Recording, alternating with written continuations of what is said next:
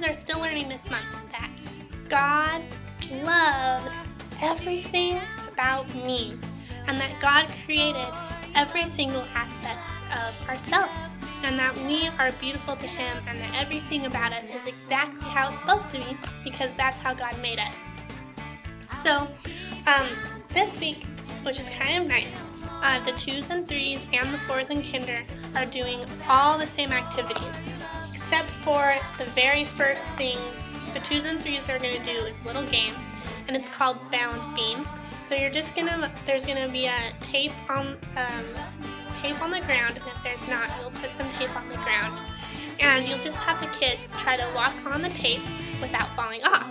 And you can talk to them about how God made them with feet so that they can walk and that they can balance on a balance beam. So that'll just be some fun thing for them to do before their story time. And the 4s and kinder, they'll just start in the same room like we've been doing, and they'll have their worship time and their story time, and then they'll go to their classrooms. On the story time, or the story for this week, the kids are learning again about how God made them, and specifically this week, they're learning about their 5 senses. So the Bible story will go through with them, the 5 senses, and how God gave us eyes to see, and a nose to smell, mouth to taste, hands to feel, and feet to walk with, and so on. So that is what our classroom activities have to do too. So the first thing that the kids will do after story time is called the 5 senses, and they're going to have this sheet of paper, and it has the 5 senses across here: touch, smell, taste, hear, and see. So you'll go through with the kids before you actually start this activity. You're going to go through the kids. You're going to go through with them their different senses. So you're going to have, you're going to have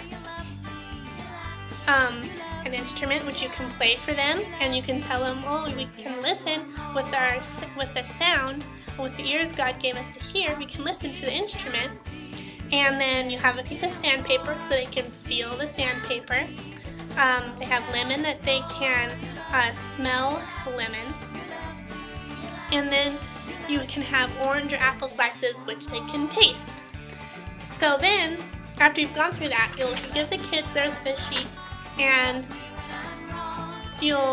for the pre-Ks and kinder, you're going to have to glue on both the hands, so the senses, and what's underneath here, what you can do with the senses. So you'll glue on both. The 2s and 3-year-olds, I believe they'll only have to glue on what's underneath. They'll already have all the senses printed on for them.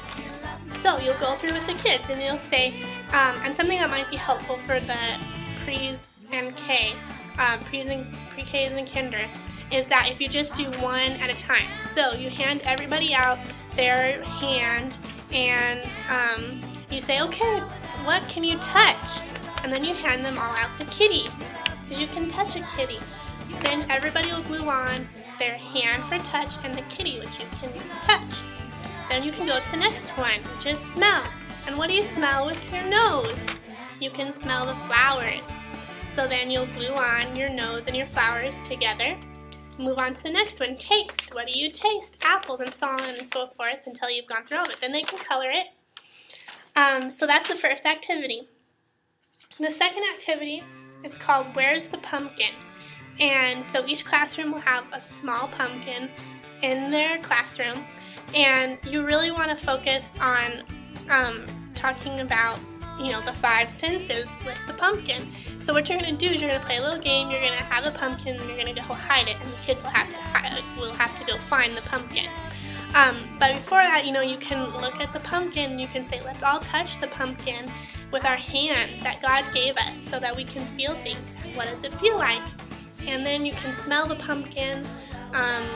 What does the pumpkin look like with your eyes?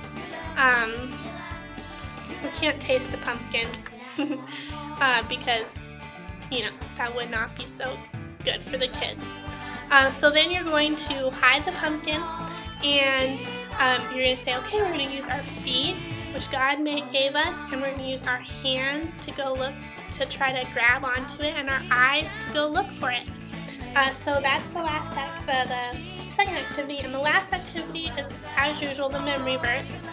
And the memory verse is Psalm 139:14. Psalm 139:14. And it says, I am wonderfully made. Psalm 139:14. So just go over that with the kids a few times, and then try to integrate the verse with the story and the basic truth. So the verse says that I am wonderfully made. And so we learned in the Bible story about our 5 senses, and ask the kids, well, what are your 5 senses? And God gave us each of those for a special thing that we can do with each one of them.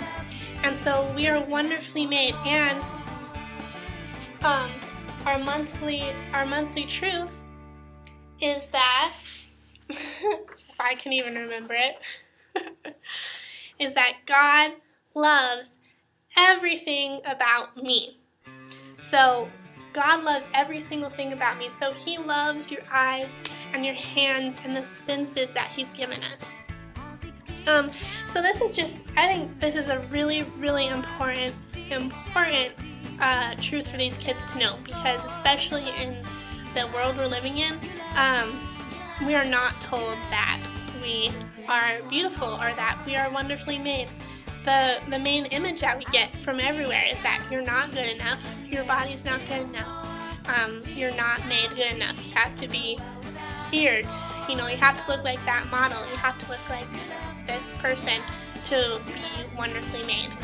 And it's definitely something that I've struggled with. I mean, I think everyone has struggled with it their whole lives. Well, at least probably a good majority of their lives. And I just think that God can really transform the way you think about yourself. I think it was in 8th grade or so, or maybe 9th grade, I don't remember exactly when, but I started noticing these white patches on my skin, and I didn't know what that was. So we went to the dermatologist, and they took some samples of my skin and tested it, and I have something which is called vitiligo. And what happens is it takes away all the pigment in your skin, so you just have some white patches on your skin. And it's something that some people, it stops over a period of time, and sometimes there's a cream that you can use that will stop it, and for other people it just keeps spreading. So we tried the cream, didn't work, and so I have vitiligo for the rest of my life, and I do every year. I continue to see it spread, and at first my worst fear was that it would go to my face, and it has, and it's been, obviously it was difficult, and sometimes it still is hard when I think about it. Well, what am I going to look like when I'm 60 years old? Am I going to be, this person with all this white stuff all over her? But, God has really, I think God has worked on me, and He's used my friends and family to really make me feel positive about it. And, my friends, they always tell me, oh, well, it's just part of you, like, we don't even notice it. That's just Gabi. You have your white spots, and you wouldn't be Gabi without them. And it's so true. Like, even though it's a defect, according to this world, God made me, and I have it. And I think it's the reason for my natural blonde highlights. And so, there you go. Got something good out of it. So I'm really thankful. God can really change your perspective on who you are and really make you appreciative for all the things that you have. So I would just be thankful for who you are. Even if you're not perfect according to this world, be thankful for who you are, and show these kids that they are wonderfully made, and that you believe it too, that you are wonderfully made. I hope you guys have a great week. Bye.